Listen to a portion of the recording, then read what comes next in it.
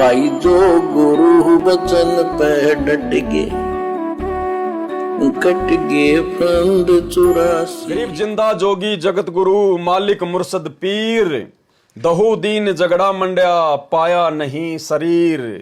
संत गरीबदास जी ने बताया है कि जो जिंदा बाबा के वेश में जगत गुरु जो स्वयं मालिक है, सच्चा ज्ञान देने वाला है, मुर्शद अर्थात पैगंबर व पीर है, गुरु है, वह जिस समय मगहर स्थान से सतलोक गए तो उनका शरीर नहीं मिला था, केवल सुगंधित फूल मिले थे।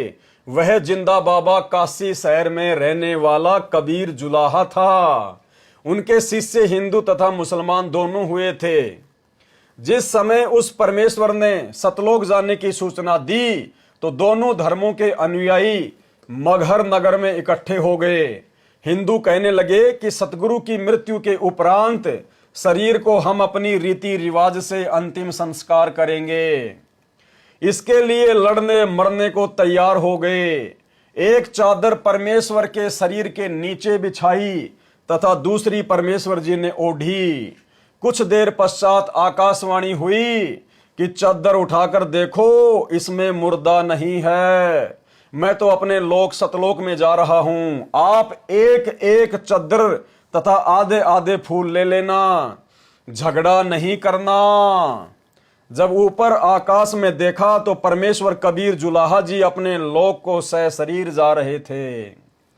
चादर उठाकर देखा तो शरीर की ऊंचाई और चौड़ाई व लंबाई का सुगंधित फूलों का ढेर मिला। दोनों धर्मों ने एक एक चादर तथा आधे आधे फूल बांटकर मगर शहर में ही 100 फुट के अंतर में 2 समाधि अर्थात यादगार बना ली। मगहर नगर का नवाब बिजली खान पठान था। वह भी परमेश्वर कबीर जी का शिष्य था। उसने दोनों यादगारों के नाम 500 बीघा जमीन दान कर दी। मगर में आज भी दोनों यादगार प्रमाण रूप में देखी जा सकती है। तो भाइयों और बहनों, 650 साल पहले तत्व ज्ञान के अभाव में काशी नरेश राजा भीर सिंह और मगर के नरेश बिजली खान पठान परमात्मा के शरीर को लेकर मरने मारने को तैयार हो गए। इतना ज्ञान देने के बाद भी परमात्मा को शरीर में ही देख रहे थे, अपने जैसा मानुष ही समझ रहे थे, हाड़ मांस वाला ही देख रहे थे, मरने मारने को तैयार हो गए। तो परमात्मा ने उस घटना को टालने के लिए, क्योंकि उस समय भविष्यवाणी हो चुकी थी, भविष्य वक्ताओं ने यह कह दिया था कि इस समय भारत में भयंकर हिंदू मुसलमानों का झगड़ा होगा, खून की नदियां बहेंगी। तो परमेश्वर को तो इस बात का मालूम था, इसलिए परमात्मा ने ऐसी लीला की, क्योंकि वो तो सब कुछ जानने वाले हैं, अंतर्यामी हैं, जानी जान हैं। परमात्मा अंत में ऐसी लीला करके गए कि वो आपस में लड़ने मरने की बातें करने वाले हिंदू मुसलमान फिर गले लग लग कर ऐसे रो रहे थे जैसे किसी के माता और पिता दोनों मर जाते हैं। भाइयों और बहनों, आज भी काल ने संत रामपाल जी परमेश्वर उसी कबीर परमात्मा की संगत में वही कांड करवाना था। बरवाला कांड के बाद सतसेवकों को और सतलोक आश्रम मैनेजमेंट हरियाणा वालों को आपस में लड़वा कर झगड़ा कर, और काल प्रेरणा से सतलोक आश्रम मैनेजमेंट हरियाणा, उनके कोऑर्डिनेटर गुरुजी के परिवार वाले बड़े बड़े सारनामी लोग हमेशा लड़ने झगड़ने के लिए तैयार, हमेशा मारने पीटने के लिए तैयार। ये तो परमेश्वर की दया, परमेश्वर की रजा कि सतगुरु रामपाल जी ने हमारे को सद्बुद्धि बख्शी और हम इन लोगों से बच बचा के अपनी साथ संगतियां कर रहे हैं। हमने कभी भी इनके साथ में आमना सामना नहीं किया। ये हमारी साथ संगतियों में जबरदस्ती आते, पुलिस वालों को लेकर आते, भक्तों के साथ में मारपीट करते, झूठे मुकदमे लगाए। अगर हम भी इनके तरह हो जाते, अगर हम भी राजा वीर सिंह की तरह हो जाते और इन बिजली खान पठान के साथ में अगर लड़ने मरने को तैयार हो जाते, तो भाइयों और बहनों, फिर क्यों परमात्मा धरती पे आया आज? क्यों परमात्मा ने इस कलयुग की पिछली पीढ़ी में आप और हमारे को जन्म दिया इस मोक्ष के टाइम में? तो सतगुरुदेव भगवान के आशीर्वाद से हम सतसेवकों ने थोड़ी समझदारी दिखाई। हमने हमेशा लड़ाई झगड़े को टाला। इन लोगों ने हमें मारा, पीटा, गालियां दी, मुकदमे लगाए, हमारी साध संगतियां रुकवाई, झूठे आरोप लगाए, हमने सब कुछ सहन किया, हमने इनकी मार खाई, इनकी गालियां खाई, इनकी धमकियां सही, लेकिन हम अपने गुरुदेव भगवान को नाराज नहीं करना चाहते थे और ना हम किसी भी कीमत पर उनको नाराज करेंगे। इसलिए हम लोगों ने हर समय संयम दिखाया, शांति से काम लिया और उसी का आज ये नतीजा है कि सतगुरु रामपाल जी भगवान हिसार जेल से पल पल आप और हम सतसेवकों पर अपनी कृपा दृष्टि, अपनी दया दृष्टि बनाए हुए हैं। और जो भाई बहन अभी नए नए भक्ति मार्ग पर जुड़े हैं, जिनको अभी काल प्रेरित सतलोक आश्रम मैनेजमेंट हरियाणा की हकीकत का पता नहीं है, गुरुदेव भगवान के बेटा बेटी, भाई बंधु, रिश्तेदार, इन कोऑर्डिनेटरों की असलियत का पता नहीं है, तो दास उनको दो छोटे छोटे वीडियो दिखाता है। एक वीडियो 2016 का है जिसमें सतलोक आश्रम मैनेजमेंट हरियाणा के मुखिया सतगुरु रामपाल जी के छोटे भाई महेंद्र जी ने अपने सारनामी गुंडे 8-10 लोग हरियाणा से और दिल्ली से 2 गाड़ियों में भरकर जयपुर में मुझ पवन दास की किराए की झोपड़ी पर भेजे और उन लोगों ने ज्ञान चर्चा के बहाने मुझे अपने जाल में फंसाया। अब मैं तो भगत था, मैंने उनके ऊपर विश्वास कर लिया, मैं उनको अपने घर पर ले गया अपना भगत भाई समझकर। पहले वो 2 आए, मैंने रास्ते से सब्जी वगैरह खरीद ली कि भाई भगत भाई बहनों के लिए भंडारा बनाएंगे। घर पर चले गए, बच्चों को कहा भाई भोजन की तैयारी करो, तब तक चाय वगैरह बनाओ, भाई बहनों को पिलाएंगे। इतने में तो उन्होंने फोन कर दिया, पीछे से 2 गाड़ी और आ गई हथियारों से लैस, और जो परमात्मा के बच्चे रसोई में उन्हीं लोगों के लिए भंडारा बना रहे थे, उन सबको धक्का मारकर रसोई में बंद कर दिया, दास के 2 बच्चों को और दास की भक्तमती को, और धमकी दी कि अगर कुछ चिल्लाए तो जान से मार देंगे। और फिर मुझ पवन दास के ऊपर उन 8-10 सारनामी सतलोक आश्रम मैनेजमेंट हरियाणा वालों ने ताबड़तोड़ बैस बॉल से हमला कर दिया। 10 मिनट तक मुझे जानवर की तरह मारा। वो छोटा सा वीडियो दास आपके सामने पेश कर रहा है, देख लेना भाई और बहनों। लेकिन फिर भी सतगुरु रामपाल जी भगवान के आशीर्वाद से दास ने संयम बरता। दास ने उनके प्रति अपने मन में कोई दोष पैदा नहीं किया, ना दास ने उनको उस समय, भाई अगर वो 20 मार रहे थे तो 2 तो मैं भी मार सकता था, लेकिन दास को परमात्मा का विधान पता है। वो भले मुझे लाख मारे, उनके कर्म उनके पास, मैंने अगर एक भी उनको मार दिया तो उस एक का मुझे दंड भोगना पड़ेगा। ये परमात्मा का विधान है।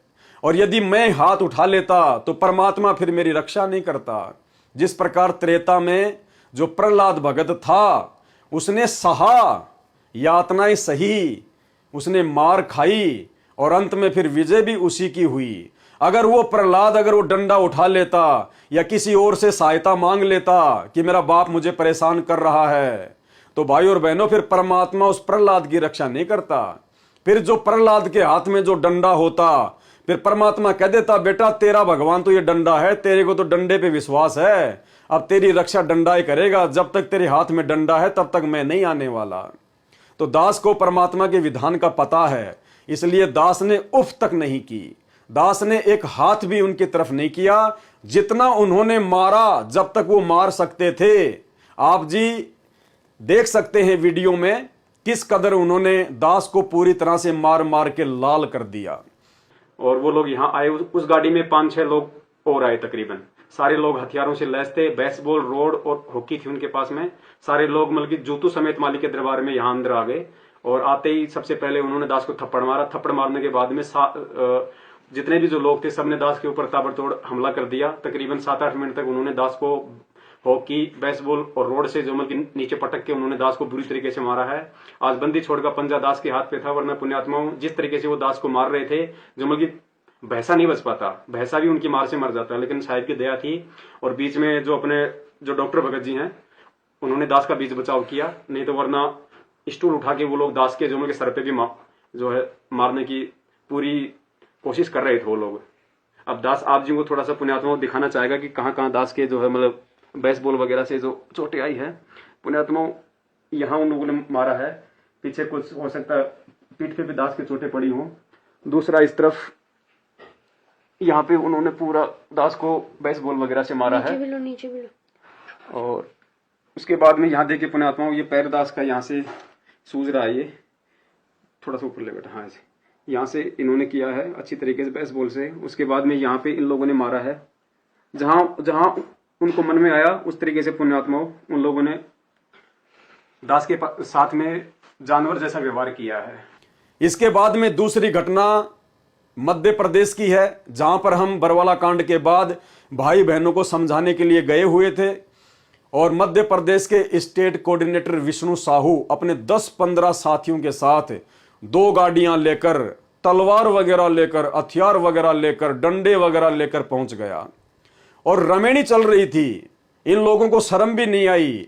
रमेणी के बीच में इन लोगों ने मुझ पवन दास के ऊपर हमला कर दिया और किस प्रकार से ये लोग मुझे लठों से मार रहे हैं आप जी देख सकते हैं। जब मैं मार रहा हूँ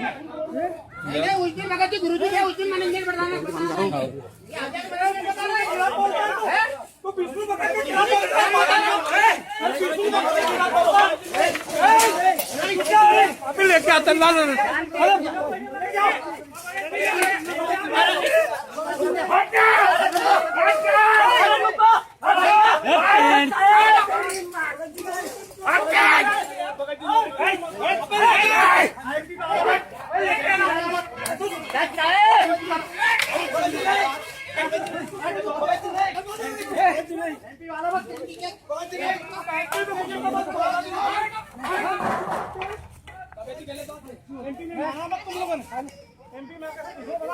वहां भी दास ने इनके खिलाफ एक भी कोई ऐसी हरकत नहीं की, ना दास ने कोई हाथ उठाया। इन्होंने मारा, दास ने मार खाई और दास वहां से भागकर आ गया।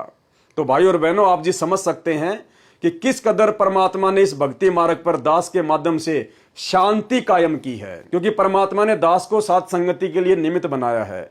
जैसा आचरण मैं पवन दास करूंगा भगत समाज वैसा ही करेगा। इसलिए परमात्मा ने सोच समझकर दास को खड़ा किया है ताकि हम भगत भाई बहन अपनी भक्ति को बढ़ाएं, ना कि इन लोगों जैसी उल्टी हरकतें करके भक्ति को बर्बाद करें। तो 650 साल पहले जिस प्रकार से वीर सिंह बघेल और बिजली खान पठान ने जो गलती की थी आपस में लड़ने झगड़ने की, भाई और बहनों आज हम नहीं कर सकते। काशी बनारस का राजा वीर देव सिंह भी परमेश्वर कबीर जी का शिष्य था, हिंदू था। वह भी परमेश्वर के सतलोक गमन के समय मगहर नगर में उपस्थित था।